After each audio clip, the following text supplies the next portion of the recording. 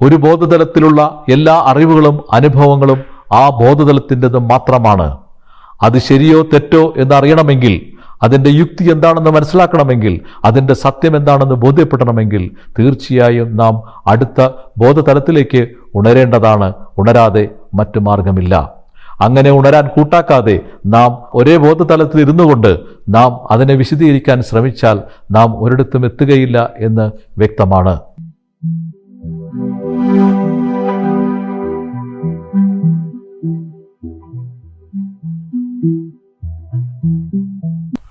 ബോധശാസ്ത്രത്തിൻ്റെ 20ാമത്തെ എപ്പിസോഡിലേക്ക് മാന്യ ശ്രോതാക്കൾക്ക് സ്വാഗതം.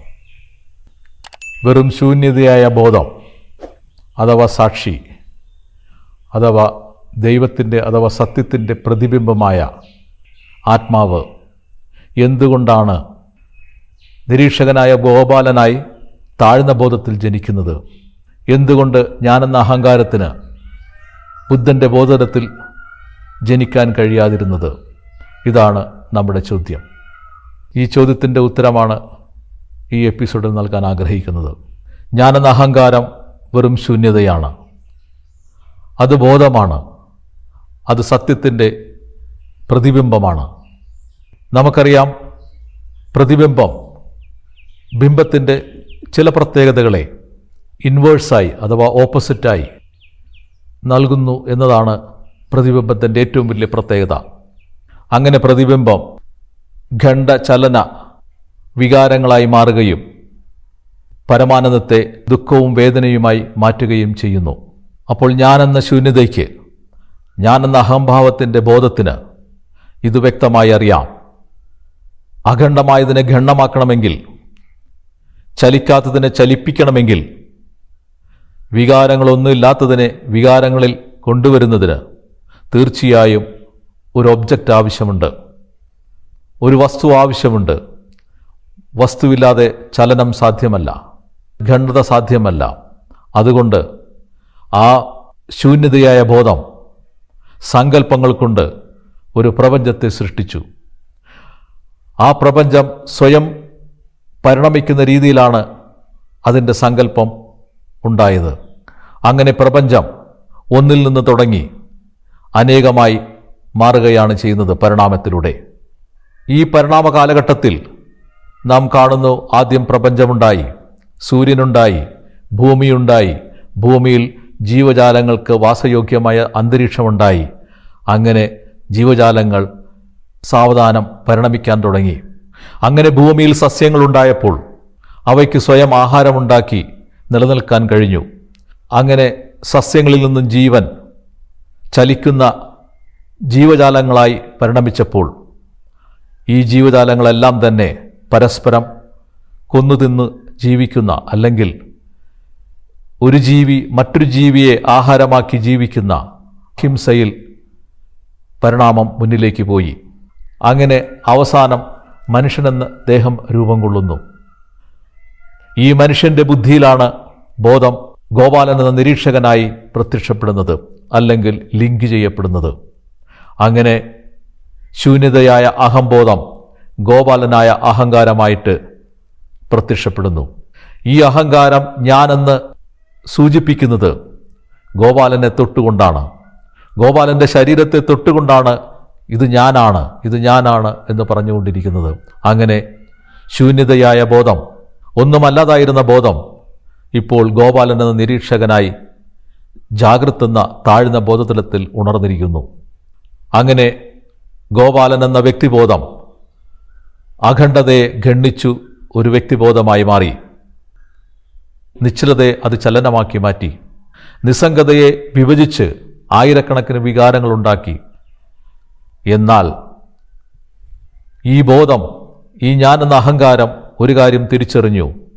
വേദനയെയും ദുഃഖത്തെയും നിലനിർത്തിക്കൊണ്ട് ഈ ഞാനിന് ഈ ഭൂമിയിൽ പിടിച്ചു നിൽക്കാൻ സാധ്യമല്ല. കാരണം വേദനയും ദുഃഖവും മാത്രമാണെങ്കിൽ തീർച്ചയായും അതിന് ബോധം പരിഹാരം കാണുകയും അത് തിരിച്ച് തൻ്റെ സ്രോതസ്സിലേക്ക് പോവുകയും ചെയ്യും. വേദനയും ദുഃഖത്തെയും ഇല്ലാതാക്കാൻ സാധ്യമല്ല. കാരണം അത് താഴ്ന്ന ബോധത്തിൻ്റെ സ്വാഭാവികതയാണ്. പഞ്ചസാരയുടെ മധുരം ഇല്ലാതാക്കാൻ കഴിയാത്തതുപോലെ ഒരിക്കലും താഴ്ന്ന ബോധത്തിൽ പരമാനന്ദത്തെ കൊണ്ടുവരാൻ സാധ്യമല്ല. അങ്ങനെ ബോധം ചില രാസവസ്തുക്കൾ ഉപയോഗിച്ച് സുഖത്തെ നൈമിഷികമായി കൊണ്ടുവരാൻ ശ്രമിച്ചു. അതാണ് നമ്മുടെ സെക്സായി അധപ്പതിച്ചത്. ലൈംഗിക സുഖം ഒരു ഒബ്ജക്റ്റീവ് റിയാലിറ്റിയാണ്. സ്പർശത്തിൽ നിന്നാണ് ലൈംഗിക സുഖം ഉണ്ടാകുന്നത്. അതൊരു ഹോർമോണൽ ആക്ടിവിറ്റിയാണ്. ഒരു രാസവസ്തുവാണ് ആ സുഖമുണ്ടെന്ന് നമ്മളെ ബോധ്യപ്പെടുത്തുന്നത്. ലൈംഗിക ഹോർമോണുകളില്ലെങ്കിൽ നമുക്ക് സുഖാനുഭവം ഉണ്ടാകുകയില്ല. എന്നാൽ ഈ ഹോർമോണുകൾ നൈമിഷികമായി നിലനിൽക്കുന്നത് കൊണ്ട് സുഖവും നൈമിഷികമായി മാറിപ്പോകുന്നു. അങ്ങനെ സ്പർശസുഖം നൈമിഷികമായി മാറി. പിന്നീട് ശരീരത്തിൻ്റെ സാന്നിധ്യം കൊണ്ട് ബോധം മനസ്സായി മാറിയപ്പോൾ മനസ്സിൽ ആഗ്രഹങ്ങൾ രൂപം കൊണ്ടു. അല്ലെങ്കിൽ ഈ പ്രപഞ്ചവും തൻ്റെ ദേഹവും റിയലാണ് അല്ലെങ്കിൽ വാസ്തവമാണ് എന്നത് തെറ്റിദ്ധരിച്ചു. അതോടുകൂടി അതിന് ആഗ്രഹങ്ങൾ ഉണ്ടാകാൻ തുടങ്ങി. ഈ ആഗ്രഹങ്ങൾ കൊണ്ടാണ് അത് ഈ ലോകത്തിലുള്ള എല്ലാ ചരാചരങ്ങളെയും തനിക്കിഷ്ടമുള്ള എല്ലാത്തിനെയും അത് സ്വന്തമാക്കാൻ ആഗ്രഹിച്ചത്. അങ്ങനെ സ്വന്തമാക്കാൻ ആഗ്രഹിക്കുകയും സ്വന്തമാകുകയും ചെയ്യുമ്പോൾ മനസ്സിൽ ഒരു സന്തോഷമുണ്ടാകുന്നു. അത് ലഭിച്ചില്ലെങ്കിൽ അല്ലെങ്കിൽ ആഗ്രഹങ്ങൾ സാധിച്ചില്ലെങ്കിൽ ദുഃഖമായി മാറുന്നു. അങ്ങനെ സ്വർഗീയമായ നിത്യമായ പരമാനന്ദത്തെ നൈമിഷിക സുഖവും സന്തോഷവുമാക്കി അത് മറച്ചു പിടിച്ചു. അപ്പോൾ ചോദ്യം ഇതാണ്: എന്തുകൊണ്ടാണ് ഈ ബോധത്തിന് നേരിട്ട് ബുദ്ധന്റെ ബോധതലത്തിലേക്ക് ഉണരാൻ കഴിയാതിരുന്നത്? ബുദ്ധന്റെ ബോധതലത്തിലേക്ക് ഉണർന്നാൽ ആ നിമിഷം സത്യം തിരിച്ചറിയുകയും അത് നിത്യതയിലേക്ക് തിരിച്ചു പോവുകയും ചെയ്യും. അങ്ങനെ സംഭവിക്കാതിരിക്കാൻ ശുദ്ധമായ ഒരു മനുഷ്യ ശരീരം ഉണ്ടാക്കാൻ പാടില്ല. അതുകൊണ്ടാണ് മനുഷ്യദേഹം ജീവജാലങ്ങളുടെ പരിണാമത്തിൻ്റെ ഏറ്റവും അവസാനത്തെ കണ്ണിയായി നിലനിൽക്കുന്നത് എന്ന് ശാസ്ത്രത്തിന് തെളിയിക്കാൻ കഴിഞ്ഞത്. ഈ ജീവജാലങ്ങളെല്ലാം പരസ്പരം നിലനിൽക്കാൻ വേണ്ടി പോരാടിയാണ് ഈ ഭൂമിയിൽ നിലനിന്നത്. ശക്തിയുള്ളവയും ബുദ്ധിയുള്ളവയും ശക്തിയില്ലാത്തതിനെയും ബുദ്ധിയില്ലാത്തതിനെയും കൊന്നു തിന്ന് ഈ ജീവജാലങ്ങൾ ഒരു ഇക്കോസിസ്റ്റമായി ഈ ഭൂമിയിൽ നിലനിന്നു. ഇങ്ങനെ നിലനിൽക്കാൻ വേണ്ടി ഓരോ ജീവിയും അതിൻ്റെതായ തന്ത്രങ്ങളും അതിൻ്റെതായ ബുദ്ധിയും പ്രയോഗിക്കും. അങ്ങനെ ബുദ്ധിയെ വികസിപ്പിക്കാൻ തുടങ്ങി. അങ്ങനെ സാവധാനം വികസിക്കാൻ തുടങ്ങിയ ബുദ്ധി വികസിച്ചത് ഈ ഭൂമിയിൽ എങ്ങനെ മറ്റു ജീവികളെ തന്ത്രപൂർവം കൊന്നു തിന്ന് ജീവിക്കാനുള്ള രീതിയിലാണ്. അങ്ങനെ അനേകായിരം വാസനാദോഷങ്ങൾ അഥവാ നിലനിൽക്കാനുള്ള വാസനകൾ ബുദ്ധി ജനറ്റിക് പ്രോഗ്രാമായി ഓരോ ജീവിയുടെയും ശരീരത്തിൽ കോടിയേപ്പെട്ടു. അങ്ങനെ പരിണമിച്ച് അവസാനം മനുഷ്യന് എത്തിയപ്പോൾ മനുഷ്യനിൽ എല്ലാ ജീവജാലങ്ങളുടെയും നിലനിൽപ്പിൻ്റെ തന്ത്രങ്ങളും വഞ്ചനയും ചതിയും അങ്ങനെ എന്നുവേണ്ട എല്ലാവിധ നെഗറ്റീവ് വാസനകളും ജനറ്റിക് പ്രോഗ്രാമായി കോഡ് ചെയ്യപ്പെട്ടു. അങ്ങനെയാണ് മനുഷ്യന്റെ ബുദ്ധിയിൽ കുറുക്കന്റെ സൂത്രവും സിംഹത്തിന്റെ ക്രൂരതയും മൂർഖം പാമ്പിന്റെ ദേഷ്യവും ഒക്കെ നമുക്ക് കാണാൻ കഴിയുന്നത്. ഇങ്ങനെയുള്ള ഒരു ജനറ്റിക് പാറ്റേൺ ഉള്ള മനുഷ്യ ശരീരത്തിലേക്ക് ഈ ഞാൻ എന്ന അഹങ്കാരം തിരിച്ചറിയുമായി ബന്ധപ്പെട്ടാൽ, ബോധമായി നിലനിന്നാൽ, ആ നിമിഷം ഈ ബോധം ഈ ജനറ്റിക് പാറ്റേണിനെ റീഡ് ചെയ്യുകയും ഈ മനുഷ്യദേഹത്തിലുള്ള എല്ലാ വാസനാദോഷങ്ങളെയും തൻ്റെ അനുഭവങ്ങളാണെന്ന് ഇത് തെറ്റിദ്ധരിക്കുകയും ചെയ്യും. കാലം പിന്നിട്ടതോടുകൂടി മനുഷ്യന്റെ ബോധം ഈ വാസനാദോഷങ്ങളിൽ നിന്നും വീണ്ടും താഴുകയും അത് ആരാധനദോഷമായും സാധനദോഷമായി മാറുകയും ചെയ്തു. അങ്ങനെ വാസനാദോഷം, ആരാധനാദോഷം, സാധനാദോഷം, ഈ 3 ദോഷങ്ങൾ മനുഷ്യന്റെ ശരീരത്തിൽ ജനറ്റിക് പ്രോഗ്രാമായി നിലനിന്നു. ഈ ദോഷങ്ങളെല്ലാം തൻ്റെ സ്വഭാവമാണെന്ന് തെറ്റിദ്ധരിച്ച അല്ലെങ്കിൽ തെറ്റിദ്ധരിപ്പിച്ച ബോധം ഒരു വ്യക്തിബോധമായി വേദനയെയും ദുഃഖത്തെയും തൻ്റെ ജീവിതത്തിൻ്റെ ഭാഗമായി കണക്കാക്കാൻ തക്കവണ്ണമുള്ള വളരെ താഴ്ന്ന ബുദ്ധിയിൽ ജീവിക്കാൻ ആരംഭിച്ചു. അതാണ് നാം ഇന്ന് ലോകത്ത് മുഴുവനും കാണുന്നത്. ഇന്ന് ലോകത്തിലുള്ള ഏത് മനുഷ്യനോടും ചോദിക്കുക, വേദന ജീവിതത്തിൻ്റെ ഒരു വലിയ പ്രശ്നമല്ലേ? അല്ലെങ്കിൽ വേദന ജീവിതത്തിൻ്റെ ഏറ്റവും വലിയ യാഥാർത്ഥ്യമല്ലേ? എന്തിന് ഈ വേദന നിങ്ങൾ സഹിക്കണം? ഇതിന് നിങ്ങൾക്ക് എന്ത് പ്രതിഫലമാണ് കിട്ടുന്നത്? മനുഷ്യന്റെ വായിൽ നിന്ന് വരുന്ന ഉത്തരം എത്രയ്ക്ക് വിഡ്ഢിത്തവും എത്രയ്ക്ക് അവഹേളനപരമായതുമാണെന്ന് നോക്കുക. ജീവിതം സുഖദുഃഖ സമ്മിശ്രമാണ്. അതുകൊണ്ട് ജീവിതത്തെ 2 കൈയും നീട്ടി സ്വീകരിക്കാം എന്നാണ് ഈ ലോകത്തിലുള്ള എല്ലാ മനുഷ്യരും ഒരുപോലെ പറയുന്നത്. എന്നാൽ ബുദ്ധി കൊണ്ട് അല്ലെങ്കിൽ തിരിച്ചറിവ് കൊണ്ട് അല്പമൊന്ന് ചിന്തിച്ചുകൂടെ? നൈമിഷിക സുഖം എത്രത്തോളമുണ്ട്, വേദനയും ദുഃഖവും എത്രത്തോളമുണ്ട്? ഇവയെ തമ്മിൽ സ്വന്തം ജീവിതത്തിലെങ്കിലും ഒന്ന് താരതമ്യപ്പെടുത്തിക്കൂടെ? ഇതാർക്കും എപ്പോൾ വേണമെങ്കിലും സാധ്യമാകുന്ന കാര്യമാണ്. പക്ഷേ അതിന് നാം തയ്യാറല്ല. കാരണം നമ്മളിൽ അത്രയും ശക്തമായ വാസന, ആരാധന, സാധനാ ദോഷങ്ങൾ നിലനിൽക്കുന്നു. അത് നമ്മുടെ സ്വന്തം അനുഭവങ്ങളാണ്, അത് നമ്മുടെ യാഥാർത്ഥ്യങ്ങളാണ് എന്ന് നാം എല്ലാവരും തെറ്റിദ്ധരിക്കുന്നു.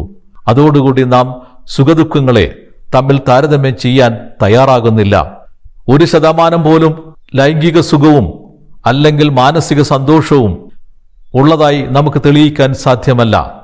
ജീവിതം എടുത്താൽ പൊങ്ങാത്ത ഭാരമാണ്. വണ്ടിക്കാളയെപ്പോലെ നാം ആ ഭാരം ജീവിതകാലം മുഴുവനും വലിച്ചു കൊണ്ട് നടക്കുന്നു. അത് വേദനയും ദുഃഖവും മാത്രമാണ്. 4 മണിക്കൂർ വെള്ളം കുടിച്ചില്ലെങ്കിൽ, 2 നേരം ആഹാരം കഴിച്ചില്ലെങ്കിൽ നമുക്ക് ജീവിക്കാൻ സാധ്യമല്ല. നാം വേദന കൊണ്ട് പുളയും. വിശപ്പും ദാഹവും വേദനയാണോ എന്ന് ചോദിക്കുന്ന ആളുകൾ നമ്മുടെ സമൂഹത്തിലുണ്ട്. അതുപോലും വേദനയാണെന്ന് തിരിച്ചറിയാൻ അവർക്ക് കഴിയുന്നില്ല. 2 നേരം പട്ടിണി കിടന്ന് വിശപ്പ് വേദനയാണെന്ന് തെളിയിക്കാൻ ആർക്കാണ് സാധ്യമല്ലാത്തത്? 8 മണിക്കൂർ വെള്ളം കുടിക്കാതെ നിലനിന്നാൽ ദാഹം വേദനയാണോ എന്ന് നമുക്കാർക്കും തെളിയിക്കാൻ കഴിയും. പക്ഷേ അതൊന്നും കൂട്ടാക്കാതെ വെറും നിസ്സംഗമായി പറയുകയാണ് വേദന ജീവിതത്തിന്റെ ഭാഗമാണ്. വേദന ജീവിതത്തിന്റെ ഭാഗം മാത്രമല്ല, വേദന ജീവിതത്തെ മുഴുവനും കാർന്നു തിന്നുന്ന ക്യാൻസറാണ്. അതാണ് നാം മനസ്സിലാക്കേണ്ടത്. അതിന് പകരമായി നമുക്ക് നൽകുന്നത് വെറും നൈമിഷിക സുഖങ്ങൾ മാത്രമാണ്. അവ വെറും ഹോർമോണൽ ആക്ടിവിറ്റികളാണ്. അത് വെറും ആഗ്രഹങ്ങളുടെ നേട്ടമാണ്. അത്രയേ ഉള്ളൂ. അപ്പോൾ തീർച്ചയായും നമ്മുടെ ജീവിതം ഒരു കോൺസ്പിറസിയാണ്, ഒരു ഗൂഢാലോചനയാണ്. വാസന, ആരാധന, സാധനാ ദോഷങ്ങൾ കൊണ്ട് നമ്മുടെ ജീവിതത്തെ, നമ്മുടെ ബോധം തന്നെ കബളിപ്പിക്കുകയാണ്. താഴ്ന്ന ബോധത്തിൽ ഗോപാലന്റെ ദേഹത്തെ സൃഷ്ടിച്ച് അതിൽ വാസന, ആരാധന, സാധനാ ദോഷങ്ങൾ നിറച്ചുവെച്ച് വേദനയും ദുഃഖവും ജീവിതത്തിന്റെ ഭാഗമാണെന്ന് മതങ്ങളെ കൊണ്ട് നമ്മളെ ബോധ്യപ്പെടുത്തിയും നമ്മളെ എല്ലാവരെയും ഞാനെന്ന അഹങ്കാരം പറ്റിക്കുകയാണ്.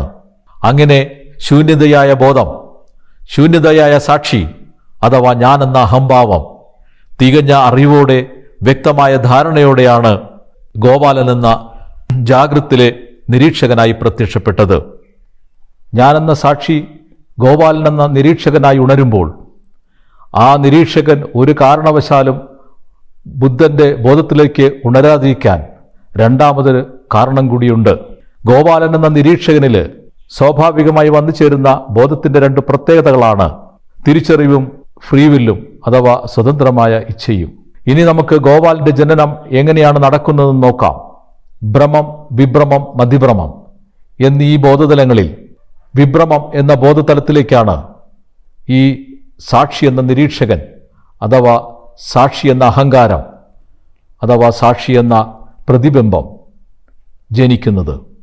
അങ്ങനെ ഒരു കുട്ടി ജനിക്കുമ്പോൾ ആ കുട്ടിയിൽ നാം കാണുന്ന ചില പ്രത്യേകതകൾ നോക്കാം. ഒരു കുട്ടി ജനിക്കുമ്പോൾ അതിൽ നിൽക്കുന്ന ബോധത്തെ നമുക്ക് സഹജാവബോധം എന്ന് വിളിക്കാം. അതായത് ഈ ലോകത്തിലുള്ള എല്ലാ ജീവജാലങ്ങളിലും നിൽക്കുന്ന ബോധത്തെയാണ് നാം സഹജാവബോധം അഥവാ നാച്ചുറൽ ഇൻ്റലിജൻസ് എന്ന് വിളിക്കുന്നത്. ഞാൻ കഴിഞ്ഞ എപ്പിസോഡിൽ പറഞ്ഞു, എല്ലാ ജീവജാലങ്ങളും ചരങ്ങളിലും അചരങ്ങളിലും ബോധം ബുദ്ധിയായി നിലനിൽക്കുന്നു. അത്തരം ബുദ്ധിയെയാണ് നാം സഹജാവബോധം എന്ന് വിളിക്കുന്നത്. ഈ കുട്ടിയിലുള്ള സഹജാവബോധത്തെ ഒന്ന് നാം ശ്രദ്ധിച്ചു നോക്കുക. സഹജാവബോധത്തിൽ വളരുന്ന കുട്ടിയിൽ നാം കാണുന്ന ഏറ്റവും പ്രധാനപ്പെട്ട ഒരു സ്വഭാവവിശേഷം അതിൻ്റെ ദുശാഠ്യമാണ്. കുട്ടി എന്തും നേടാനായിട്ട്, അതിൻ്റെ നിലനിൽപ്പിന് ആവശ്യമായ അല്ലെങ്കിൽ അതിനിഷ്ടമുള്ള കാര്യങ്ങൾ നേടുന്നതിന് അത് ഉപയോഗിക്കുന്ന ഏറ്റവും പ്രധാനപ്പെട്ട ഒരു തന്ത്രമാണ് ദുശാഠ്യം. ദുശാഠ്യം എന്നാൽ യുക്തി സ്വീകരിക്കാത്ത വികാരം എന്നാണ് അതിൻ്റെ അർത്ഥം. നിരീക്ഷകനായി ജനിക്കുന്ന അല്ലെ നിരീക്ഷകനായി ജനിക്കാൻ പോകുന്ന ബോധത്തിൻ്റെ ബേസിക് നേച്ചർ, അടിസ്ഥാനമായ സ്വഭാവം എന്താണെന്ന് നമുക്കിതിൽ നിന്ന് മനസ്സിലാക്കാം. ദുശാഠ്യമാണ് ബോധത്തിൻ്റെ അടിസ്ഥാന സ്വഭാവം. ഈ കുട്ടിയിൽ കാണുന്ന രണ്ടാമത്തെ പ്രത്യേകതയാണ് അതിൻ്റെ സ്വാർത്ഥത. നാം കുട്ടികളിലാണ് സ്വാർത്ഥതയുടെ തനിയായ സ്വരൂപം കാണുന്നത്. തനിക്കിഷ്ടപ്പെട്ട പാവയോ മിഠായിയോ അല്ലെങ്കിൽ ഭക്ഷണ സാധനങ്ങളോ അതൊരിക്കലും പങ്കുവയ്ക്കാൻ തയ്യാറാവില്ല. അതിൻ്റെ വിശപ്പ് കഴിഞ്ഞാൽ പോലും, അതിൻ്റെ ആവശ്യം കഴിഞ്ഞാൽ പോലും പല കുട്ടികളും അത് പങ്കുവയ്ക്കുന്നതായി കാണുന്നില്ല. അതായത് സ്വാർത്ഥതയുടെ പച്ചയായ മുഖമാണ് നാം അവിടെ കാണുന്നത്. ഈ സ്വാർത്ഥതയും ഈ ദുശാഠ്യവും ഈ കുട്ടി വലുതായി ബോധം തിരിച്ചറിവായി പ്രത്യക്ഷപ്പെട്ട്, അഥവാ ബോധം ആത്മാവായി, അഥവാ നിരീക്ഷകനായി, അഥവാ വ്യക്തിബോധമായി കുട്ടിയിൽ പൂർണ്ണരൂപം പ്രാപിക്കുമ്പോൾ പോലും ഈ ദുശാഠ്യവും ഈ സ്വാർത്ഥതയും ഇല്ലാതാകുന്നില്ല. മറിച്ച് നാം എല്ലാവരും ഈ ദുശാഠ്യത്തെയും ഈ സ്വാർത്ഥതയെയും മറച്ചു പിടിക്കാനുള്ള ബുദ്ധിയാണ് പ്രയോഗിക്കുന്നത്. അങ്ങനെ പിന്നീട് നാം എല്ലാവരും ഈ ദുശാഠ്യത്തെ മറച്ചു പിടിച്ച് നാം ജീവിക്കുന്നു, അല്ലെങ്കിൽ ഈ സ്വാർത്ഥതയെ ഇല്ല എന്ന് കാണിച്ചുകൊണ്ട് നാം ജീവിക്കുന്നു. അങ്ങനെ ബോധത്തിൻ്റെ പൂർണ്ണ രൂപത്തിലേക്ക് വളരുന്ന കുട്ടി വിഭ്രമ വികാരത്തിലാണ് വളരുന്നതെന്ന് നമുക്ക് വ്യക്തമായി തെളിയിക്കാൻ ഇതിലൂടെ സാധിക്കും. ഈ വിഭ്രമ വികാരം എവിടെയാണ് നിൽക്കുന്നതെന്ന് നോക്കുക. വിഭ്രമ വികാരത്തിന് താഴെ മതിഭ്രമവും അതിൻ്റെ മുകളിൽ അശുദ്ധ ഭ്രമവുമാണ് നിൽക്കുന്നത്. സത്യത്തിൽ അശുദ്ധ ഭ്രമം എന്നൊരു ഭ്രമമില്ല. അശുദ്ധ ഭ്രമം ബുദ്ധന്റെ ബോധതലം തന്നെയാണ്, അത് ശുദ്ധം തന്നെയാണ്, അതിന് അശുദ്ധമാകാൻ പറ്റില്ല. പക്ഷെ നമുക്ക് അശുദ്ധമാണെന്ന് തോന്നാനുള്ള കാരണം എന്താണ്? വസ്തുബോധത്തെ നാം എപ്പോഴാണോ യാഥാർത്ഥ്യമായി കാണുന്നത്, അല്ലെങ്കിൽ ചിന്തിക്കുന്നത്, അല്ലെങ്കിൽ നാം അതിൻ്റെ നശ്വരതയെ മറന്നു പോകുന്നത്, അപ്പോഴാണ് ആ ഭ്രമതലം അശുദ്ധമായി മാറുന്നത്. ഈ അശുദ്ധിക്ക് കാരണം വിഭ്രമവും മതിഭ്രമവും നമുക്ക് നൽകുന്ന വികാരാനുഭവങ്ങളാണ്. വിഭ്രമവും മതിഭ്രമവും നമുക്കില്ലെങ്കിൽ, അല്ലെങ്കിൽ നാം ഈ വികാരങ്ങൾക്ക് സാക്ഷിയായാൽ, ഈ ഭ്രമതലങ്ങൾക്ക് നമ്മൾ സാക്ഷിയായാൽ, നാം ശുദ്ധമായ ഭ്രമത്തിലേക്ക് ഉണരുന്നു. അതായത് ഭ്രമത്തിൻ്റെ അശുദ്ധി മാറി അത് ശുദ്ധ ബോധതലമായി മാറുന്നു. അതിനെയാണ് നാം ബുദ്ധന്റെ ബോധതലം എന്ന് വിളിക്കുന്നത്. അപ്പോൾ യഥാർത്ഥത്തിൽ അശുദ്ധമായ ഭ്രമം എന്നൊരു ബോധതലം ഇല്ല. ഭ്രമത്തിൽ അശുദ്ധി വരുത്തുന്നത് വിഭ്രമവും മതിഭ്രമവും കൊണ്ടാണെന്ന് നാം മനസ്സിലാക്കണം. അപ്പോൾ ഒരു മനുഷ്യൻ തൻ്റെ വിഭ്രമ വികാരങ്ങൾക്കും മതിഭ്രമ വികാരങ്ങൾക്കും സാക്ഷിയായാൽ ആ നിമിഷം അദ്ദേഹം ബുദ്ധനായി മാറും. അപ്പോൾ തീർച്ചയായും ഈ കുട്ടി നിൽക്കുന്നത് വിഭ്രമ ബോധതലത്തിലാണ്. താഴെ മതിഭ്രമവും തൊട്ടുമുകളിൽ ഭ്രമവുമാണ്. എന്ന് പറഞ്ഞാൽ ഈ കുട്ടിക്ക് 50:50 എന്ന അവസരമാണുള്ളത്. അതായത് 50% അല്ലെങ്കിൽ പകുതി താഴ്ന്ന ബോധത്തിലേക്ക് പോകാനും പകുതി ഉയർന്ന ബോധത്തിലേക്ക് പോകാനുമാണ്. പക്ഷേ നാം കാണുന്നത് എന്താണ്? വിഭ്രമതലത്തിൽ വളരുന്ന കുട്ടിയെ നാം മതങ്ങളും ആത്മീയശാസ്ത്രങ്ങളും ദൈവവിശ്വാസങ്ങളും കൊണ്ട് അതിനെ മതിഭ്രമ ബോധത്തിലേക്ക് താഴ്ത്തുന്നു. അങ്ങനെ കുട്ടിയുടെ അവസരം, അഥവാ ബുദ്ധനായിട്ട് ഉണരാനുള്ള കുട്ടിയുടെ അവസരം 0% താഴ്ത്തുന്നു. എന്ന് പറഞ്ഞാൽ 100% എഫേർട്ട് ഉണ്ടെങ്കിൽ മാത്രമേ ഈ കുട്ടിക്ക് പിന്നീട് ബുദ്ധന്റെ ബോധത്തിലേക്ക് ഉണരാൻ കഴിയുകയുള്ളൂ എന്ന് വ്യക്തം. അതായത് വിഭ്രമതലത്തിൽ ജീവനെ സൃഷ്ടിച്ച് ആ തലത്തിൽ ബോധം അല്ലെങ്കിൽ അഹങ്കാരം എന്ന ഞാനെന്ന ഭാവം അതിൽ പ്രത്യക്ഷപ്പെട്ട് വീണ്ടും മതിഭ്രമത്തിലേക്ക് താഴ്ന്നു പോകുന്ന ദയനീയമായ കാഴ്ചയാണ് നാം കാണുന്നത്. അതായത് ഒരു കാരണവശാലും ഒരു നിരീക്ഷകന് ബുദ്ധനായി ഉണരാൻ സാധ്യമല്ല. ആ സാധ്യത 100% നശിപ്പിക്കപ്പെടുന്നു എന്നാണ് നമുക്ക് മനസ്സിലാക്കാൻ കഴിയുന്നത്. എന്തിനു വേണ്ടി എന്നൊരു ചോദ്യം മാത്രം ഈ ബോധം നമുക്ക് നൽകുന്നില്ല. അതുകൊണ്ട് തന്നെയാണ് നാം ആരും എന്തിനു വേണ്ടിയാണ് ഈ ജീവിതമെന്ന് ചോദിക്കാത്തത്. അപ്പോൾ ബോധമാണ് ഇവിടുത്തെ വില്ലൻ. ഞാനെന്ന അഹംഭാവമാണ് നമ്മുടെ ഏറ്റവും വലിയ ശത്രു. അതുകൊണ്ടാണ് അഹംഭാവം ഒരിക്കലും ബുദ്ധന്റെ ബോധതലത്തിലേക്ക് ഉണരാൻ ആഗ്രഹിക്കാത്തത്. ജനറ്റിക് ഷഫ്ലിംഗ് എന്ന് പറയുന്ന പ്രതിഭാസത്തിന്റെ അപൂർവ സംഗമത്തിൽ അല്ലെങ്കിൽ അപൂർവതയിൽ ചില നിരീക്ഷകർ സത്യാന്വേഷികളായി ജനിക്കുന്നു. ഈ സത്യാന്വേഷികൾ തൻ്റെ അസ്തിത്വത്തെ ചോദ്യം ചെയ്യുകയും അങ്ങനെ ചോദ്യം ചെയ്യുന്ന നിരീക്ഷകൻ ഒരു ഗുരുവിൻ്റെ സാന്നിധ്യത്തോടെയോ അല്ലാതെയോ ബുദ്ധന്റെ ബോധത്തിലേക്ക് ഉണർന്നാൽ ആ നിമിഷം ഈ സാക്ഷി തൻ്റെ അജ്ഞത അല്ലെങ്കിൽ തൻ്റെ ദുശാഠ്യം മനസ്സിലാക്കുകയും തൻ്റെ വേദനയുടെ ആഴം എത്രത്തോളം ഉണ്ടെന്ന് അത് തിരിച്ചറിയുകയും ചെയ്തുകൊണ്ട് തൻ്റെ സങ്കല്പങ്ങളെ അതില്ലാതാക്കി അതെന്നേക്കുമായി നിത്യതയിലേക്ക് രക്ഷപ്പെടുന്നു. അതിനെയാണ് നാം നിർവാണ അഥവാ മോക്ഷം എന്ന വാക്കുകൊണ്ട് അർത്ഥമാക്കുന്നത്. സാക്ഷി ഒന്നേയുള്ളൂ, അത് പലതായി പല നിരീക്ഷകരായി നിലനിൽക്കുന്നു എന്ന് നമുക്ക് തെളിയിക്കാൻ ബുദ്ധിമുട്ടില്ല. നോക്കുക, എല്ലാ നിരീക്ഷകരും കാണുന്ന പ്രപഞ്ചം ഒന്ന് തന്നെയാണ്. എല്ലാവരും കാണുന്ന സൂര്യൻ ഒന്ന് തന്നെയാണ്. എല്ലാവരും കാണുന്ന ചന്ദ്രനും നക്ഷത്രങ്ങളുമെല്ലാം ഒന്ന് തന്നെയാണ്. ഇതിൻ്റെ അർത്ഥം സാക്ഷി ഒന്നേ ഉള്ളൂ, സാക്ഷിക്ക് ഒരു സങ്കല്പമേ ഉള്ളൂ. അപ്പോൾ സാക്ഷിയുടെ ഏക സങ്കല്പമാണ് ഈ പ്രപഞ്ചം. ആ പ്രപഞ്ചത്തെ എല്ലാ നിരീക്ഷകരും ഒരുപോലെ തന്നെ അനുഭവിക്കുന്നു. എന്നാൽ നിരീക്ഷകരിൽ നിൽക്കുന്ന ജനറ്റിക് പാറ്റേണിന്റെ വ്യത്യാസം കൊണ്ട് ഓരോരുത്തരും ഞാൻ മറ്റവനിൽ നിന്നും വ്യത്യസ്തനാണ് എന്ന് വെറുതെ തെറ്റിദ്ധരിക്കുക മാത്രമാണ് ചെയ്യുന്നത്. അങ്ങനെ തെറ്റിദ്ധാരണയിലൂടെ ഒന്ന് പലതാണ് അല്ലെങ്കിൽ ഏകമായത് ദ്വന്ദ്മാണെന്ന് തെറ്റിദ്ധരിപ്പിച്ചുകൊണ്ട് ഈ പ്രപഞ്ചവും നമ്മുടെ ശരീരവും നമ്മുടെ കൂടെ നിൽക്കുന്ന മറ്റു ജീവജാലങ്ങളും വ്യക്തികളുമെല്ലാം യഥാർത്ഥമാണ്, അവ ഉള്ളതാണെന്ന് നമ്മെ തെറ്റിദ്ധരിപ്പിക്കുന്നു. ഈ തെറ്റിദ്ധാരണ കൊണ്ടാണ് നമ്മുടെ അവകാശമായ അല്ലെങ്കിൽ നമ്മുടെ സ്വാഭാവികതയായ പരമാനന്ദത്തെ ഈ ഞാനെന്ന അഹങ്കാരം മറച്ചു പിടിക്കുന്നത്. ഞാൻ നേരത്തെ പറഞ്ഞില്ലേ, എന്തിനു വേണ്ടി എന്നൊരു ചോദ്യം മാത്രം ഇത് ചോദിക്കുകയില്ല. അതുതന്നെയാണ് നാമും ഈ ലോകത്തിലുള്ള എല്ലാ മനുഷ്യരും ചെയ്തുകൊണ്ടിരിക്കുന്നത്. എന്തിനു വേണ്ടി ഈ ജീവിതം? എന്തിനു വേണ്ടി നൈമിഷിക സുഖത്തിനു വേണ്ടി ഞാൻ ഈ ജീവിതം തുടരണം? ഈ ജീവിതം എനിക്ക് അവസാനിപ്പിച്ചുകൂടെ? ഈ ജീവിത ചക്രത്തിൽ നിന്ന് എനിക്ക് എന്നേക്കുമായി രക്ഷപ്പെട്ടുകൂടെ എന്ന് ഈ ലോകത്തിലുള്ള ഒരു മനുഷ്യനും ചിന്തിക്കാത്തതിൻ്റെ കാരണം അതാണ്. അപ്പോൾ നമ്മളിൽ നിലനിൽക്കുന്ന നിരീക്ഷകനായ വ്യക്തിബോധം അഥവാ ഗോപാലൻ നെഗറ്റീവായ ഒരു ശക്തിയാണ്, നെഗറ്റീവായ ഒരു ബോധമാണ്. അതുകൊണ്ട് നമ്മുടെ ബോധം ഒരു നെഗറ്റീവാണെന്ന് നമുക്ക് അംഗീകരിക്കേണ്ടി വരും. എന്നാൽ ആ ബോധത്തിന് ഒരു തിരിച്ചറിവ് നൽകപ്പെട്ടിട്ടുണ്ട്. അതിന് കൃത്യമായി കാര്യങ്ങളെ തിരിച്ചറിയാനുള്ള കഴിവുണ്ട്. മാത്രമല്ല അതിന് ഫ്രീ വില്ല് അഥവാ സ്വതന്ത്രേച്ഛ എന്നൊരു ഗുണവും കൂടിയുണ്ട്. ഈ രണ്ട് പ്രത്യേകതകൾ ഉപയോഗിച്ചുകൊണ്ട് നമുക്ക് തീർച്ചയായും അതിൻ്റെ പൈശാചികത തിരിച്ചറിയാം, അതിൻ്റെ ബുദ്ധിയില്ലായ്മയെ കണ്ടെത്താം. അങ്ങനെ നമുക്ക് ശരിയായ മാർഗം തിരഞ്ഞെടുത്ത് നമുക്ക് ഈ ജീവന്റെ ചക്രത്തിൽ നിന്ന് എന്നേക്കുമായി രക്ഷപ്പെടാം. അപ്പോൾ എന്തുകൊണ്ടാണ് ബോധം അഥവാ ഞാൻ എന്ന അഹങ്കാരം അഥവാ സാക്ഷി ബുദ്ധനായി ജനിക്കാതിരുന്നത് എന്നതിൻ്റെ ഉത്തരം ഇവിടെ വ്യക്തമാകുന്നു. നാം തന്നെയാണ് നമ്മുടെ ജീവിതവും നമ്മുടെ ദുഃഖവും നമ്മുടെ വേദനകളും എല്ലാം തിരഞ്ഞെടുത്തിരിക്കുന്നത്. നമ്മുടെ സങ്കല്പമാണത്.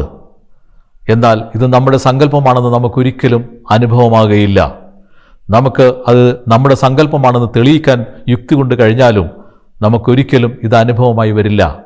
ബുദ്ധന്റെ ബോധത്തിൽ മാത്രമേ സത്യത്തിൻ്റെ പ്രതിബിംബമാണ് ഞാനെന്നും എൻ്റെ സങ്കല്പമാണ് എൻ്റെ ജീവിതമെന്നും തിരിച്ചറിയാൻ കഴിയുകയുള്ളൂ, അനുഭവിക്കാൻ കഴിയുകയുള്ളൂ. അനുഭവിക്കാൻ കഴിഞ്ഞാൽ മാത്രമേ നമുക്ക് ആ സങ്കല്പത്തെ സ്വയം തള്ളിക്കളയാൻ കഴിയുകയുള്ളൂ, ആ സങ്കല്പത്തിൽ നിന്നും രക്ഷപ്പെടാൻ സാധിക്കുകയുള്ളൂ. അങ്ങനെ സങ്കല്പത്തിൽ നിന്നും നാം പുറത്തു കിടക്കുന്നതിനെയാണ് നിർവികൽപ്പ സമാധി എന്ന് വേദാന്തം വിളിച്ചത്. അപ്പോൾ മാത്രമേ നമുക്ക് നിർവികൽപ്പം സാധ്യമാകുകയുള്ളൂ. ഗോപാലന്റെ ബോധതലമായ ജാഗ്രത്തിൽ നമുക്കൊരിക്കലും നിർവികൽപ്പം സാധ്യമല്ല. നമുക്ക് സങ്കല്പങ്ങളെ ഇല്ലാതാക്കാൻ സാധ്യമല്ല. കാരണം ബോധം സദാസമയവും തൻ്റെ വാസനാദോഷങ്ങളെ തിരിച്ചറിഞ്ഞുകൊണ്ടിരിക്കുകയാണ്, അല്ലെങ്കിൽ റീഡ് ചെയ്തുകൊണ്ടിരിക്കുകയാണ്. അപ്പോഴെല്ലാം ഈ വാസനാദോഷങ്ങൾ നമ്മുടെ അനുഭവമായി നമുക്ക് അനുഭവപ്പെട്ടുകൊണ്ടിരിക്കും. അനുഭവമാണ് യാഥാർത്ഥ്യത്തെ നിർണയിക്കുന്നത് എന്ന് നിങ്ങൾ മറന്നു പോകരുത്. ഇനി അടുത്ത ചോദ്യം, എന്തുകൊണ്ടാണ് ഈ ഭൂമിയിലെ ആത്മീയതയിൽ ഇത്രയ്ക്ക് കൺഫ്യൂഷൻ അല്ലെങ്കിൽ ഇത്രയ്ക്ക് ആശയക്കുഴപ്പമുണ്ടായത്? അത് മനസ്സിലാക്കാൻ വളരെ ലളിതമാണ്. അത് നമുക്ക് ഇത്രയും നാളും മനസ്സിലാകാതിരുന്നത് എന്തുകൊണ്ടാണ് നമുക്ക് ആദ്യം നോക്കാം. ജാഗ്രത എന്നത് 4 ബോധതലങ്ങളിൽ ഒന്നാണെന്ന് വേദാന്തം പറയുന്നു. ജാഗ്രത, സ്വപ്നം, സുഷുപ്തി, തുരീയം, ഇങ്ങനെ 4 ബോധതലങ്ങളെക്കുറിച്ചാണ് വേദാന്തം പറഞ്ഞിരിക്കുന്നത്. അതിൽ ജാഗ്രത ഏറ്റവും ഉയർന്ന ബോധതലമായിട്ടാണ് വേദാന്തം കണക്കാക്കിയത്. മാത്രമല്ല എല്ലാ മനുഷ്യരും, ഈ ഭൂമിയിലുള്ള എല്ലാ മതക്കാരും ജാഗ്രതനെ ഒരു പ്രത്യേക ബോധതലമായി മാത്രമേ കണക്കാക്കിയിട്ടുള്ളൂ. ബോധശാസ്ത്രമാണ് ആദ്യമായിട്ട് അതിനെ 4 വ്യത്യസ്ത ബോധതലങ്ങളാണെന്ന് തിരിച്ചത്.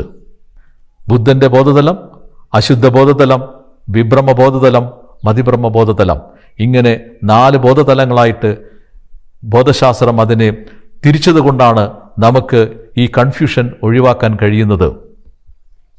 ഈ 4 ബോധതലങ്ങളും ഒരുമിച്ച് നാം ഒന്നാണെന്ന് മനസ്സിലാക്കിയാൽ എല്ലാ ആശയങ്ങളും എല്ലാ അനുഭവങ്ങളും നമുക്ക് വിശദീകരിക്കാൻ കഴിയാതെ പോകും. ആകെ എല്ലാം കുഴഞ്ഞു പോകും. നാം മനസ്സിലാക്കണം, ബുദ്ധന്റെ ബോധത്തിലേക്ക് നമുക്ക് ആക്സസിബിലിറ്റി ഇല്ല. ജാഗ്രതയിൽ നമുക്ക് 3 ബോധതലങ്ങളിൽ മാത്രമേ സഞ്ചരിക്കാൻ കഴിയുകയുള്ളൂ: അശുദ്ധ ഭ്രമം, വിഭ്രമം, മതിഭ്രമം. ഇതിൽ അശുദ്ധ ഭ്രമം എന്നത് ഒരു ഒബ്ജക്റ്റീവ് റിയാലിറ്റിയാണ്, അവിടെ വസ്തുബോധമുണ്ട്. എന്നാൽ വിഭ്രമത്തിലും മതിഭ്രമത്തിലും വസ്തുബോധമില്ല, അതായത് അത് സബ്ജക്റ്റീവ് റിയാലിറ്റിയാണ്. എന്ന് പറഞ്ഞാൽ ജാഗ്രത്തിന്റെ 1/3 ഭാഗം ഒബ്ജക്റ്റീവ് റിയാലിറ്റിയും 2 ഭാഗം സബ്ജക്റ്റീവ് റിയാലിറ്റിയുമാണെന്ന് നാം മനസ്സിലാക്കണം. ഇവിടെയാണ് നമുക്ക് തെറ്റുപറ്റിയത്. ഒബ്ജക്റ്റീവ് റിയാലിറ്റിയിൽ വസ്തുബോധമുണ്ട്. വസ്തുബോധമുള്ളിടത്ത് നമുക്ക് ലോജിക്ക് കൊണ്ടുവരാം, വളരെ എളുപ്പമാണ്. അവിടെ കോസ് ആൻഡ് ഇഫക്റ്റ് ഉണ്ട്, അല്ലെങ്കിൽ കാര്യകാരണ ബന്ധമുണ്ട്. അതാണ് ഞാൻ പറഞ്ഞത്, പെട്രോൾ ഒഴിച്ചാൽ കാർ ഓടും, അല്ലെങ്കിൽ കാർ ഓടുകയില്ല. ഇതൊരു ലോജിക്കാണ്, ഇതൊരു വ്യക്തമായ ഒരു കോസ് ആൻഡ് ഇഫക്റ്റ് ആണ്, കാര്യകാരണ ബന്ധമാണ്. എന്നാൽ ഈ കാര്യകാരണ ബന്ധം നമുക്ക് സബ്ജക്റ്റീവ് റിയാലിറ്റിയായ വിഭ്രമത്തിലും മതിഭ്രമത്തിലും ഉപയോഗിക്കാൻ സാധ്യമല്ല. കാരണം വിഭ്രമം ഹോർമോണുകൾ നൽകുന്ന അനുഭവവും മതിഭ്രമം ഇലൂഷനുമാണ്. ഇതിൽ രണ്ടിലും ഒബ്ജക്റ്റീവ് റിയാലിറ്റി നിലനിൽക്കുന്നില്ല. കഴിഞ്ഞ ദിവസം ഒരു ശിഷ്യൻ എന്നെ വിളിച്ചു പറയുകയുണ്ടായി. അദ്ദേഹം ഒരു സ്നേഹിതന്റെ വീട്ടിൽ ഉറങ്ങാൻ കിടന്നപ്പോൾ ഏകദേശം ഒരു 12 മണിയോടെ പുറത്ത് ഒരു ചിലങ്കയുടെ ശബ്ദം കേൾക്കുന്നു. അതൊരു കാവാണ്. കൂട്ടത്തിൽ ശക്തമായ പട്ടികളുടെ ഓലിയിടലും. ഇയാൾ വ്യക്തമായി കേൾക്കുന്നു, ആരോ ചിലങ്കയിട്ട് നടന്നു പോകുന്നു. ഉടനെ അദ്ദേഹം ആ വീട്ടുടമസ്ഥനോട് ചോദിച്ചു, ഇതെന്താണ്? അപ്പൊ അദ്ദേഹം പറഞ്ഞു, ഇത് കാളി നടന്നു പോകുന്നതാണ്. അപ്പൊ അദ്ദേഹം എന്നോട് ചോദിച്ചു, എന്താണ് ഈ പ്രതിഭാസത്തിന്റെ അർത്ഥം? ഇത് ഞാൻ കേട്ടതാണ്. 2 or 3 തവണ ഇത് ആവർത്തിക്കപ്പെടുകയും ചെയ്തു. എൻ്റെ മറ്റൊരു ശിഷ്യ ഒരു സ്വപ്നത്തെക്കുറിച്ച് പറയുകയുണ്ടായി. ആ സ്വപ്നത്തിൽ ഒരു മരത്തിൻ്റെ കൊമ്പ് ഒടിഞ്ഞു വീഴുന്നതായും അതിൽ എന്തിൻ്റെയോ ഒരു കൂട് കാണുകയും ചെയ്തു. സൂക്ഷിച്ചു നോക്കിയപ്പോൾ അതൊരു അണ്ണാന്റെ കൂടാണ്. അതിനകത്ത് 3-4 കുഞ്ഞുങ്ങളുണ്ട്. ഇവർ മകളുമായി ഓടിച്ചെന്ന് ഈ അണ്ണാൻ കുഞ്ഞുങ്ങളെല്ലാം എടുത്ത് അതിനെ സംരക്ഷിക്കുന്നതായിട്ടാണ് സ്വപ്നം കണ്ടത്. പിറ്റേ ദിവസം രാവിലെ അവർ ഉണർന്നപ്പോൾ കാണുന്ന കാഴ്ച അത്ഭുതകരമായിരുന്നു. ഒരു കമ്പ് അതുപോലെ തന്നെ ഒടിഞ്ഞു കിടക്കുന്നു. അതിലൊരു കൂടും കാണാം. ഇവർ പതുക്കെ അടുത്തേക്ക് ചെന്ന് നോക്കി. സ്വപ്നത്തിൽ കണ്ടതുപോലെ തന്നെ ആ കൂട്ടിനകത്ത് അണ്ണാന്റെ കുഞ്ഞുങ്ങളെ കാണുന്നു. കുറെ കഴിഞ്ഞപ്പോൾ ഒരണ്ണാൻ അവിടെ വന്ന് വളരെ ദുഃഖത്തോടെ ആ കൂട്ടിലേക്ക് നോക്കിയിരിക്കുന്നതായും കണ്ടു. ഇതെങ്ങനെ വിശദീകരിക്കും? സ്വപ്നത്തിൽ കണ്ട കൃത്യമായ അതേ സംഭവം നേരം വെളുക്കുമ്പോൾ അതുപോലെ തന്നെ സംഭവിക്കുക. ഇത് രണ്ടും 2 തരത്തിലുള്ള അനുഭവങ്ങളാണ്. ഇതെങ്ങനെ വിശദീകരിക്കും? ഇതാണ് ചോദ്യം. അപ്പോൾ ഞാൻ 2 പേർക്കും ഉത്തരം കൊടുത്തു. ഇത് വളരെ ലളിതമാണ്. ഇതിൽ വലിയ സങ്കീർണതയൊന്നുമില്ല. കാരണം നമ്മുടെ ജീവിതത്തിൻ്റെ, അല്ലെങ്കിൽ ഉണർന്നിരുന്ന് നമ്മൾ ജീവിക്കുമ്പോൾ ആ ജീവിതത്തിൻ്റെ 1/3 ഭാഗം മാത്രമേ നമുക്ക് കാര്യകാരണ ബന്ധങ്ങളുള്ള ഒരു ജീവിതമുള്ളൂ, അല്ലെങ്കിൽ അനുഭവമുള്ളൂ. ബാക്കി 2 ഭാഗം കാരണങ്ങളോ അല്ലെങ്കിൽ ഉത്തരങ്ങളോ ചോദ്യങ്ങളോ ഒന്നും ഇല്ലാത്ത ഒരു ബോധതലമാണ്. അതുകൊണ്ടാണ് നാം അതിനെ വിഷയബോധം അഥവാ സബ്ജക്റ്റീവ് റിയാലിറ്റി എന്ന് വിളിക്കുന്നത്. അപ്പോൾ നമ്മുടെ ജീവിതത്തിൻ്റെ 2 ഭാഗം സബ്ജക്റ്റീവ് റിയാലിറ്റിയാണെന്ന് നാം മറന്നുപോകുന്നു.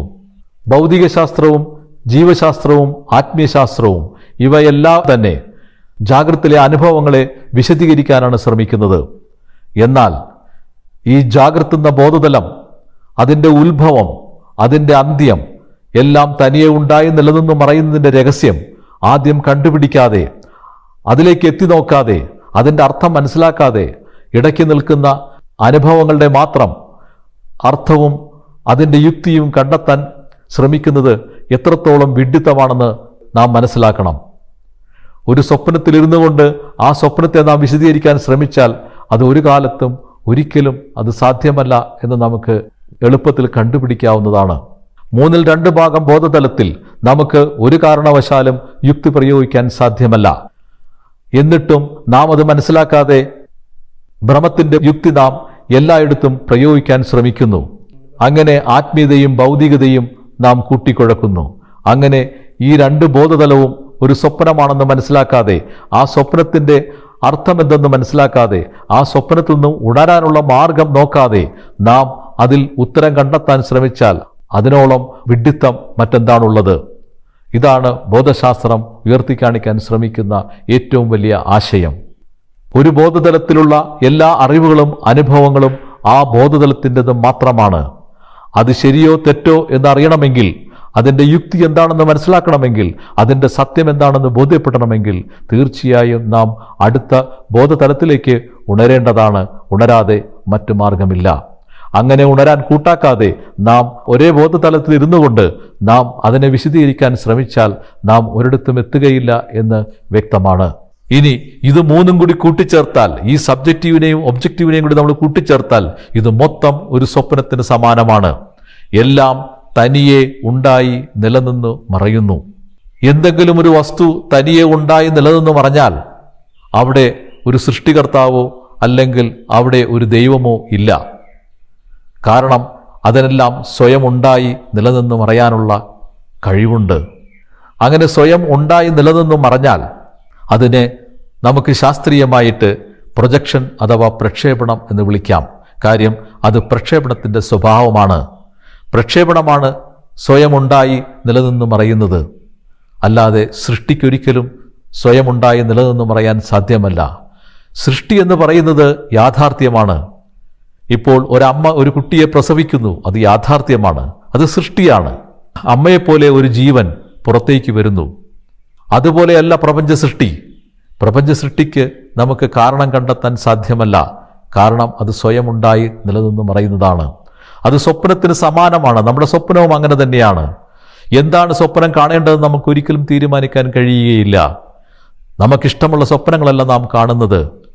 ജാഗ്രതയിലെ സങ്കല്പങ്ങൾ റാൻഡമായിട്ട് പ്രത്യേക ഒരു ഓർഡർ ഇല്ലാതെ നമ്മുടെ സ്വപ്നത്തിൽ അനുഭവമായി പ്രത്യക്ഷപ്പെടുന്നു. അതുപോലെ തന്നെയാണ് ജാഗ്രതത്തിൻ്റെയും അവസ്ഥ. അത് മറ്റൊരു സ്വപ്നമാണ്.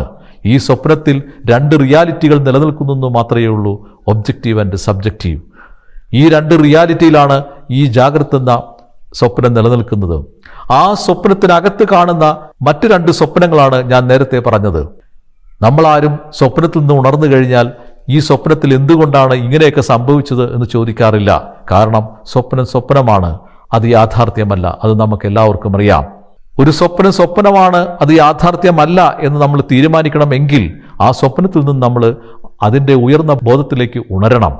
അല്ലാതെ നമുക്കൊരിക്കലും സ്വപ്നത്തെ സ്വപ്നമാണെന്ന് കണ്ടെത്താൻ സാധ്യമല്ല. സ്വപ്നം കാണുമ്പോൾ സ്വപ്നം യാഥാർത്ഥ്യമാണ്. അതിൽ നിന്ന് ഉണരുമ്പോൾ മാത്രമാണ് സ്വപ്നം യാഥാർത്ഥ്യമല്ലാതായി മാറുന്നത്. അതുപോലെ നിങ്ങൾ ജാഗ്രത എന്ന സ്വപ്നത്തിൽ നിന്ന് നിങ്ങൾ ബുദ്ധന്റെ ബോധത്തിലേക്ക് ഉണരുമ്പോൾ നിങ്ങൾക്ക് മനസ്സിലാകും അവിടെ ചിലങ്കയുമില്ല, അവിടെ സ്വപ്നം യാഥാർത്ഥ്യവുമായിട്ടില്ല, അവിടെ ഒന്നും സംഭവിച്ചിട്ടില്ല, അവിടെ ഒന്നും ബാക്കിയില്ല. പക്ഷേ അങ്ങനെ നിങ്ങൾക്ക് അനുഭവമാകണമെങ്കിൽ നിങ്ങൾ ബുദ്ധന്റെ ബോധത്തിലേക്ക് ഉണരണം.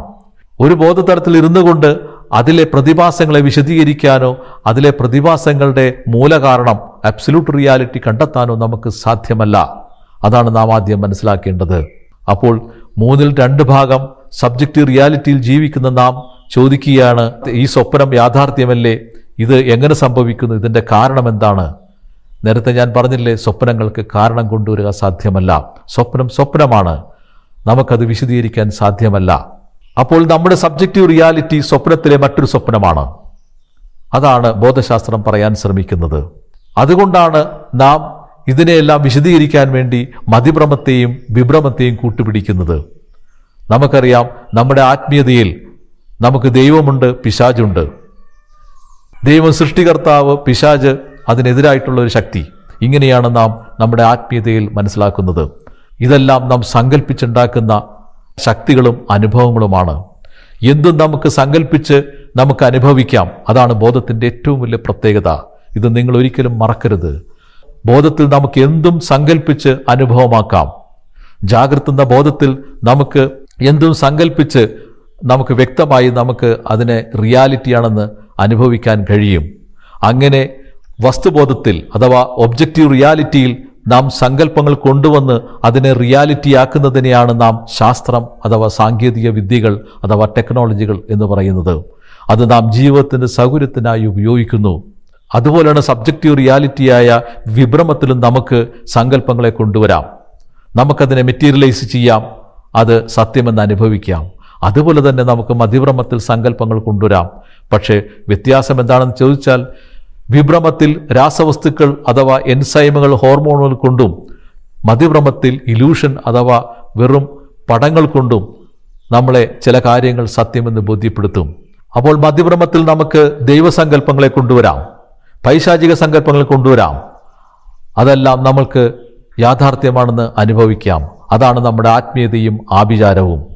അപ്പോൾ ആത്മീയതയും ആഭിചാരവും യാഥാർത്ഥ്യമാണോ? യാഥാർത്ഥ്യമാണ്. അതിൽ തർക്കിക്കേണ്ട ആവശ്യമില്ല. കാരണം നമ്മൾ അതിനെ സങ്കല്പിച്ച് അനുഭവിക്കുന്നു. നിങ്ങൾ ദൈവത്തെയാണ് സങ്കല്പിച്ച് അനുഭവിക്കാൻ തീരുമാനിക്കുന്നതെങ്കിൽ നിങ്ങൾ സങ്കല്പിക്കുന്ന രീതിയിൽ ദൈവം ഒരു വ്യക്തിയായോ ശക്തിയായോ പ്രത്യക്ഷപ്പെടും, അനുഭവപ്പെടും. അതുപോലെ തന്നെ നിങ്ങൾ പിശാചിനെ സങ്കല്പിച്ചാൽ, പ്രേതഭൂതാദികളെ സങ്കല്പിച്ചാൽ, അല്ലെങ്കിൽ അതീന്ദ്രിയ ശക്തികളെ സങ്കല്പിച്ചാൽ, അതെല്ലാം നിങ്ങൾക്ക് അനുഭവമായിട്ട് ഈ ബോധം അഥവാ മതിഭ്രമം എന്ന ബോധതലം നിങ്ങൾക്കത് സത്യമെന്ന് അനുഭവപ്പെടുത്തി തരും. ഇവിടെ നമ്മുടെ കൺഫ്യൂഷൻ മാറുന്നു, ഇവിടെ നമ്മുടെ ആശയക്കുഴപ്പം ഇല്ലാതാകുന്നു. കാരണം നമ്മൾ ഇന്ന് അനുഭവിക്കുന്ന എല്ലാ ഒബ്ജക്റ്റീവ് സബ്ജക്റ്റീവ് റിയാലിറ്റികളും എല്ലാം തന്നെ വെറും സ്വപ്നം മാത്രമാണ്. അതിൽ ഒബ്ജക്റ്റീവ് റിയാലിറ്റിയിൽ നമുക്ക് അല്പം യുക്തി ഉപയോഗിക്കാൻ കഴിയുന്നു എന്നുള്ളത് കൊണ്ട് നമുക്ക് സബ്ജക്റ്റീവ് റിയാലിറ്റിയിലെ യുക്തിയില്ലായ്മയെ തള്ളിക്കളയാൻ സാധ്യമല്ല. അതാണ് നാം മനസ്സിലാക്കേണ്ട വളരെ പ്രധാനപ്പെട്ട ഒരു സത്യം. അപ്പോൾ ഇവിടെ ഞാൻ പിശാചിനെയും ദൈവത്തെയും അംഗീകരിക്കുകയല്ല ചെയ്യുന്നത്, അതിനെ നിഷേധിക്കുക തന്നെയാണ് ചെയ്യുന്നത്. കാരണം നമ്മുടെ ഇടയിലുള്ള പിശാചും ദൈവവും മതിഭ്രമ സങ്കല്പ അനുഭവങ്ങൾ മാത്രമാണ്. ഇവിടെ പിശാചുമില്ല, ദൈവമില്ല, ഇവിടെ അതീന്ദ്രിയ ശക്തികളും ഒന്നും തന്നെയില്ല. സ്വപ്നത്തിൽ നമുക്ക് എന്തും കാണാം, എന്തും സങ്കല്പിച്ചുണ്ടാക്കാം. അതിൽ വസ്തുബോധമുള്ളത് മാത്രമേ നമുക്ക് മറ്റൊരാൾക്ക് അതുപോലെ തന്നെ പകർന്നു കൊടുക്കാൻ കഴിയുകയുള്ളൂ. ഇതാണ് നാം മനസ്സിലാക്കേണ്ട സത്യം. വസ്തുബോധമല്ലാത്ത വിഷയബോധമായ ഈ വിഭ്രമവും അതിഭ്രമവും നമുക്ക് വേറൊരാൾക്ക് അതുപോലെ തന്നെ പകർത്തി കൊടുക്കാൻ സാധ്യമല്ല. അയാളിൽ നമുക്കുള്ളതുപോലെ സങ്കല്പങ്ങൾ ഉണ്ടാക്കി അയാളെക്കൊണ്ട് അയാളുടേതായ രീതിയിൽ അനുഭവിപ്പിക്കാനേ പറ്റുള്ളൂ. അപ്പോൾ ചോദിക്കും, ഒന്നിൽ കൂടുതൽ ആളുകൾ ഒരു മതിഭ്രമ അനുഭവത്തെ അനുഭവിക്കുന്നില്ലേ? തീർച്ചയായും ഒന്നിൽ കൂടുതൽ ആളുകൾക്ക് ഒരുപോലെ സങ്കല്പങ്ങൾ ഉണ്ടാകാം, ഒന്നിൽ കൂടുതൽ ആളുകൾ ഒരുപോലെ ഭയപ്പെടാം. ഭയം മനസ്സിൻ്റെ പ്രത്യേകതയാണ്.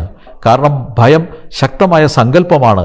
അതുകൊണ്ട് ഭയത്തിലൂടെ നമുക്ക് എല്ലാത്തിനെയും ഉണ്ടാക്കി അനുഭവിക്കാൻ കഴിയുമെന്നാണ് ബോധശാസ്ത്രം പറയുന്നത്. അപ്പം അങ്ങനെ ഭയം ഉപയോഗിച്ച് നമ്മൾ എല്ലാത്തിനെയും ഉണ്ടാക്കി അനുഭവിക്കുന്നതിനെയാണ് മതിഭ്രമ അനുഭവം എന്ന് ബോധശാസ്ത്രം പേരിട്ടത്. ഇത് 3 ബോധതലങ്ങളിൽ ഏറ്റവും താഴ്ന്നതാണ് എന്ന് ഓർമ്മിക്കണം. ഇവിടെയാണ് ശാസ്ത്രവും ആശയക്കുഴപ്പത്തിലാകുന്നത്.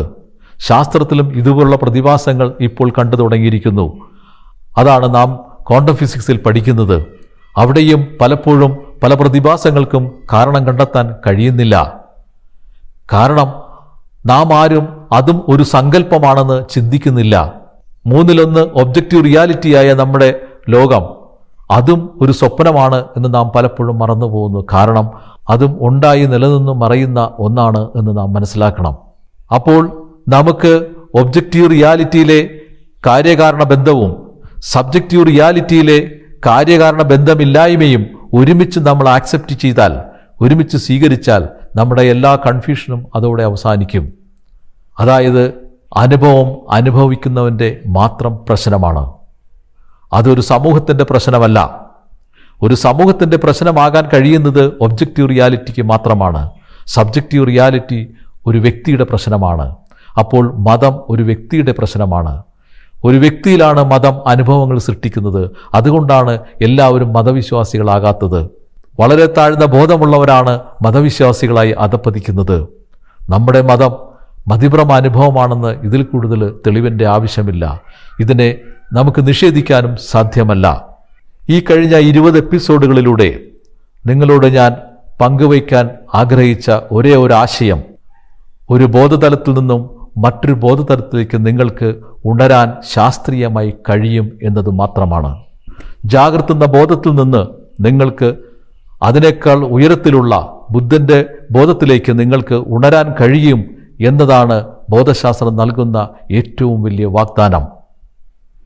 അങ്ങനെ ഉണരുമ്പോൾ നിങ്ങളുടെ എല്ലാ സംശയങ്ങളും എല്ലാ പ്രശ്നങ്ങളും അതോടെ അവസാനിക്കുന്നു. നിങ്ങൾ സ്വയം ബുദ്ധനായി മാറുമ്പോൾ നിങ്ങൾക്ക് സാക്ഷി ആരെന്നും സാക്ഷിയിൽ വന്നു ചേർന്ന അപാകതകൾ എന്താണെന്നും അത് എന്തുകൊണ്ടാണെന്നും ജീവിതം എന്തുകൊണ്ട് ദുഃഖവും വേദനയും മാത്രമായ ഒന്നായി മാറിയതെന്നും നിങ്ങൾക്ക് സ്വയം തിരിച്ചറിയാനും അനുഭവിക്കാനും കഴിയുകയും എൻ്റെ ജീവിതവും ജീവനും ഞാൻ തന്നെയാണ് തിരഞ്ഞെടുത്തത്, എൻ്റെ സങ്കല്പങ്ങൾ തന്നെയാണിതെല്ലാം, ഈ പ്രപഞ്ചം ഉൾപ്പെടെ എല്ലാം എൻ്റെ സങ്കല്പങ്ങൾ മാത്രമാണ്, എൻ്റെ സങ്കല്പമല്ലാത്തതായിട്ട് ഇവിടെ ഒന്നുമില്ല. അങ്ങനെ ഇതെല്ലാം എൻ്റെ സങ്കല്പമാണെന്ന് ഒരാൾ അനുഭവിച്ചാൽ അയാൾക്ക് നിസ്സംശയം അല്ലെങ്കിൽ നിസാരമായി തൻ്റെ സങ്കല്പങ്ങളെ എന്നേക്കുമായി തള്ളിക്കളയാം. അങ്ങനെ നിർവികൽപ്പ സമാധിയിലേക്ക് അയാൾക്ക് ലയിക്കുകയും ചെയ്യാം. പ്രതിബിംബത്തെ ഇല്ലാതാക്കി അല്ലെങ്കിൽ ബോധത്തെ ഇല്ലാതാക്കി ജീവനെയും പ്രപഞ്ചത്തെയും തള്ളി നിങ്ങൾക്ക് നിങ്ങളുടെ സോഴ്സിൽ എന്നേക്കുമായി നിലനിൽക്കാം. അതാണ് ബോധശാസ്ത്രത്തിൻ്റെ ഏറ്റവും വലിയ വാഗ്ദാനം. അപ്പോൾ നമ്മുടെ എല്ലാവരുടെയും ജീവിത ലക്ഷ്യം ഒന്നാണ്. അതായത് ജാഗ്രത് എന്ന് പറയുന്ന ബോധമണ്ഡലത്തിൽ നിന്ന് അല്ലെ ബോധതലത്തിൽ നിന്ന് ബുദ്ധൻ്റെ ബോധതലത്തിലേക്ക് ഉണരാൻ കഴിയുക, അല്ലെങ്കിൽ ഉണരാൻ പരിശ്രമിക്കുക. അതത്ര നിസ്സാരമായ കാര്യമല്ല, വളരെ ഗൗരവവും വളരെ സങ്കീർണവുമായ ഒന്നാണ്.